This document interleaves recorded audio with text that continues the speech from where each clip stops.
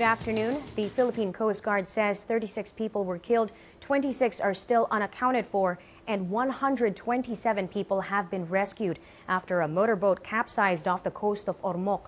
Captain Pedro Tinampay of Philippine Coast Guard Eastern Visayas in Ormoc says 189 people were on board that vessel. Ormoc City Councilor Godi Abca says the boat, which was heading to Camotes Island in Cebu, left Ormoc at around 12 noon today. It capsized 20 minutes later, about 200 meters from the shore because of strong winds and big waves. However, Philippine Coast Guard spokesperson Armando Balilo says there was no gale warning when the boat capsized. Authorities are still trying to verify what caused the accident. There are conflicting reports as to the exact number of people on board the vessel, which was headed to Poblacion Pilar in Camotes Island.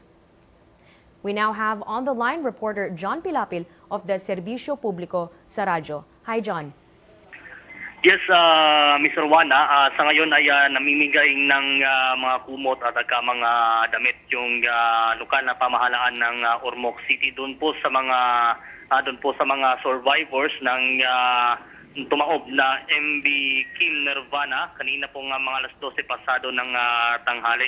Sa ngayon ay yung ibang based po sa natanggap ng information, yung ibang mga casualties, yung ibang mga patay ay dinala na sa punerarya dito sa Ormoc City. May iba dinala sa Virama Funeral Homes at yung iba ay kasalukuyan pong tinitrace nung otoridad dito sa Ormoc ng Philippine Coast Guard kung saan pa dinala yung ibang mga namatay doon po sa lumubog na doon po sa tumaob na MV Kim Nirvana.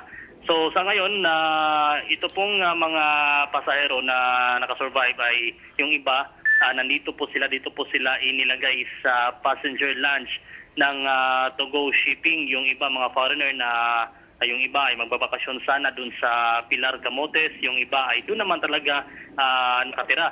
So sa ngayon, ongoing pa rin yung retrieval operation doon po sa mga pasahero ng MV Kim Nirvana. At kanina nga ay nanawagan naman si City Councilor Godi Abca doon po sa mga karatig na lungsod ng Ormoc na ipadala dito yung mga search and rescue team nila para naman po makatulong dito sa nangyaring trahedya na sakop po ng karagatan ng Ormoc.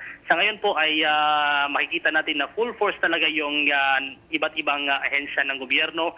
Nandito po yung Philippine Army, Philippine National Police, Coast Guard, nandito po yung Department of Public Works and Highways at iba pa na nagtutulungan ngayon sa nangyaring trahedya dito po sa Ormoc.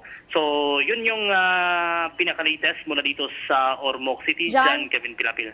John, nandiyan ka ngayon sa may pier mismo, di ba? Kasama mo yung ibang mga survivors. Paalis na rin ako ng Pier Miss Arwana at pupunta sana ako doon sa mga hospital ngayon.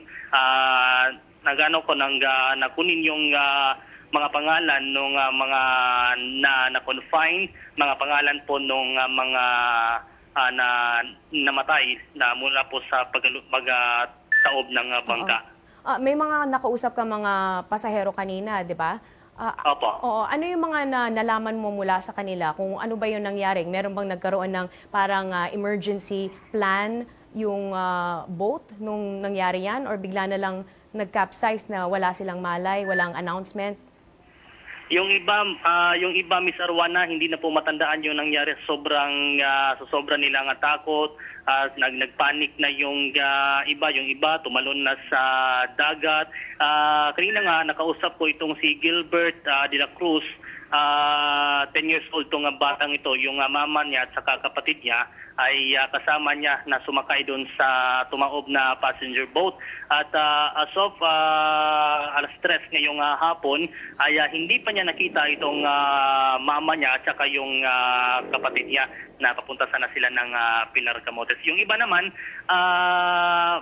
talagang sobra nilang panik, sobra nilang takot, ay hindi natandaan kung ano talaga yung mga nangyari. Yung kwento sa atin kanina ng ibang pasahero naman na hinampas ng alon yung passenger boat at saka tumagilid ito. Mabilis yung pagtagilid. At may iba naman na allegedly daw overloading yung passenger boat kasi yung nalaman nila 150 lang yung capacity ng passenger boat, pero yung sakay initially sa natanggap nating report from Captain P. Tinampay ng Philippine Coast Guard, umabot siya ng 173.